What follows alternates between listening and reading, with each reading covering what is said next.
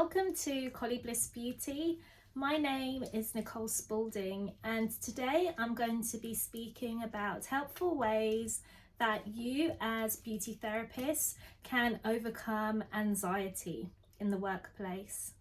I know this can be a touchy subject for some of us. Anxiety is present in our workplaces and actually impacts a lot of people. Over 40% of people in London alone have reported levels of high anxiety. Now, I don't know what percentage of that is beauty therapists, but I'm sure there are people in our industry that require attention too.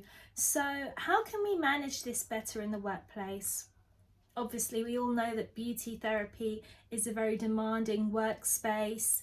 It requires you to know your treatments inside out, be able to tailor them to suit your client's needs, and also ensure that you are being timely, you are being punctual, you are being friendly with your team as well. That's very important.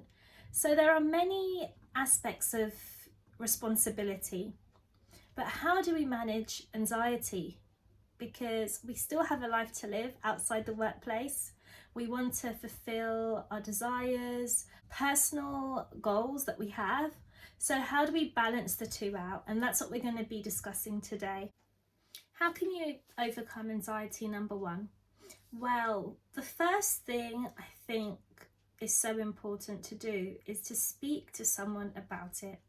Whatever you're anxious about, whatever feelings keep coming up day in and day out at work, whilst you're doing your treatments, maybe you notice something pop up in your head and you get this recurring feeling of being anxious about something.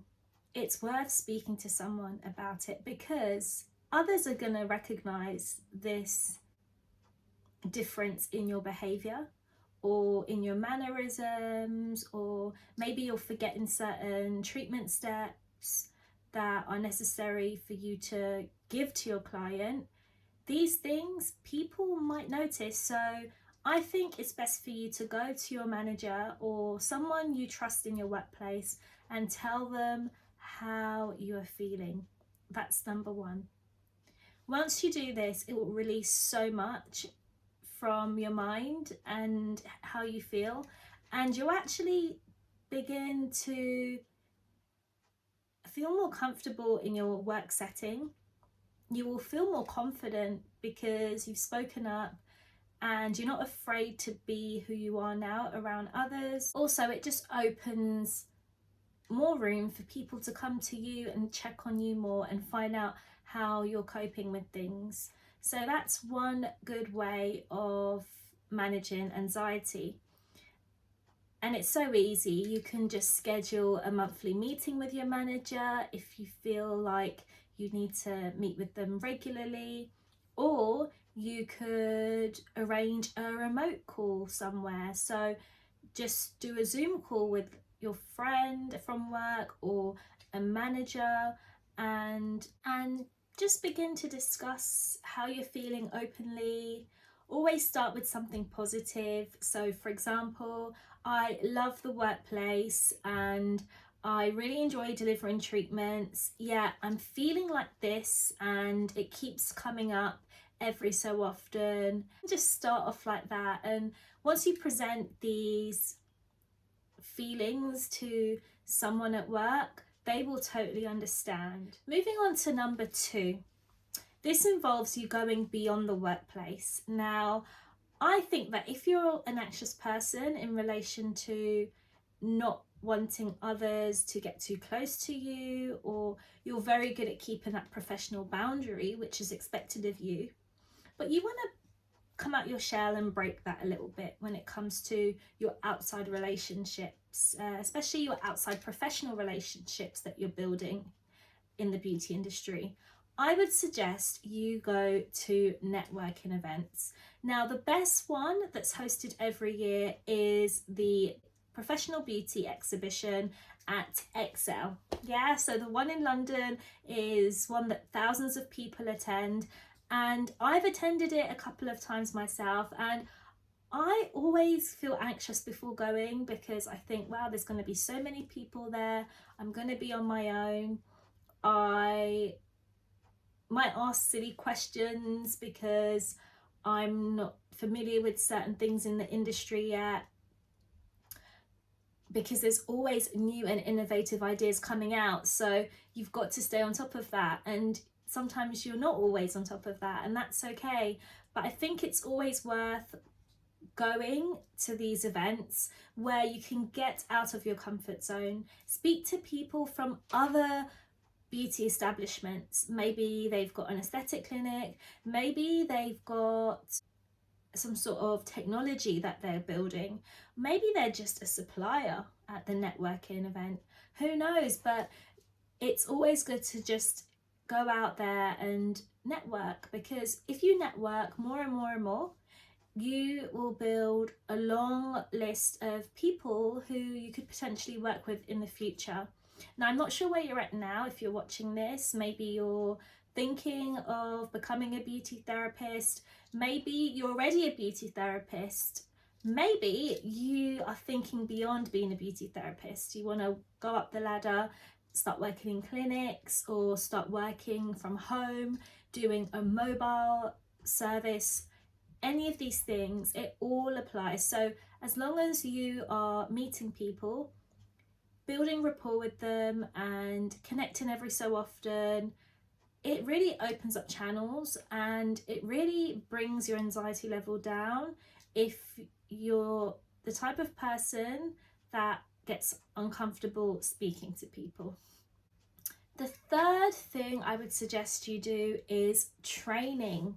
So you're probably thinking, what type of training? Like, I just got trained, I don't need any more. Well, I'm talking about CPD training. So CPD stands for Continued Professional Development. Retraining in a specific area that you're not so strong at could be very beneficial. Maybe you watching this, you qualified in beauty therapy over 3 years ago and you're thinking of re-entering the industry, but you're a bit unsure about some particular treatments. You're not 100% sure on the ins and outs of them, and you know that you need to get better at this. So what's the only way you can do it? Well, the best way is to retrain. Now, when it comes to retraining, you don't have to do a full course at a college that lasts 6 months or more.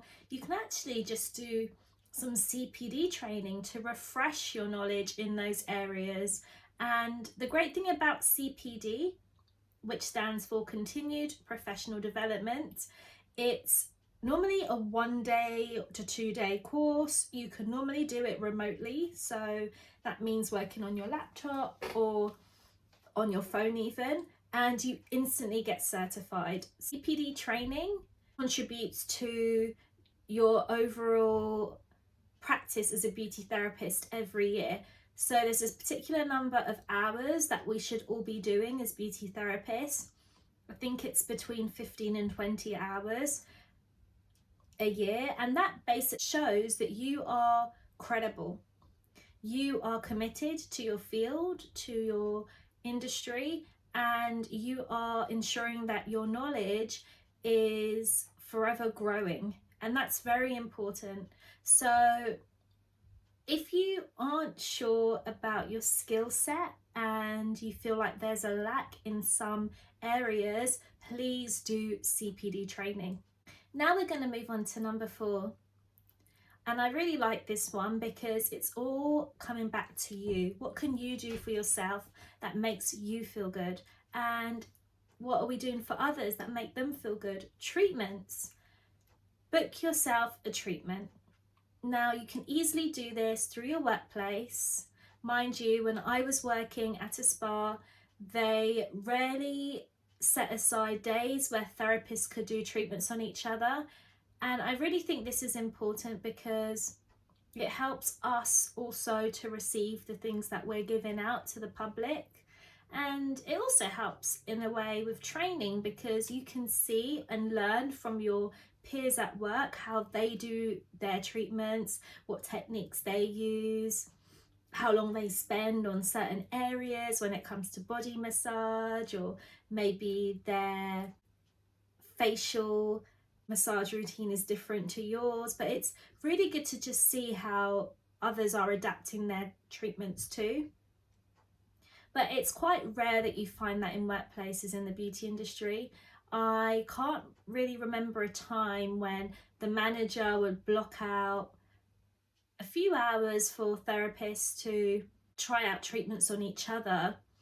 It only happens really if there's an external professional trainer coming in, and it's all set, they're being paid to train us, and then obviously we got to practice on each other.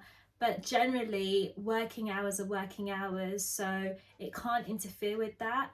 But if you have free time, like a slot available, and you're in need of a treatment, ask one of your therapists, someone you're close to, who you think wouldn't mind. Ask them, find out. Or even maybe it's an idea that you can bring forward to your management and see if they can schedule something like that in, not just for you but for everyone, and that way the whole workplace benefits from it. I really hope that this video gave you some encouragement to start taking ownership of your anxiety, because I have been there before, girls, or guys if you're watching this video. I have been anxious around my colleagues before. I've had episodes where I wasn't so sure on something and didn't feel confident enough to speak up. And it's very important that you overcome this, because if you're looking to grow and thrive in this industry, you have to gain a level of self-confidence, and trying to diminish anxiety will help with that. Well, thank you for watching this video, and remember to leave me a thumbs up, subscribe to the channel, and have a lovely day. If you want more content like this, head over to my Instagram, Collie Bliss Beauty, and have a look at all the things that I'll get posted daily there.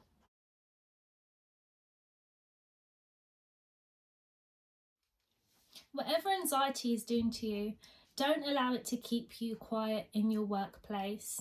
You deserve to be seen, you deserve to be heard, and you deserve to enjoy every moment you're at work. So please, if you are struggling at the moment with anxiety, try one of these 4 things and see if they work for you.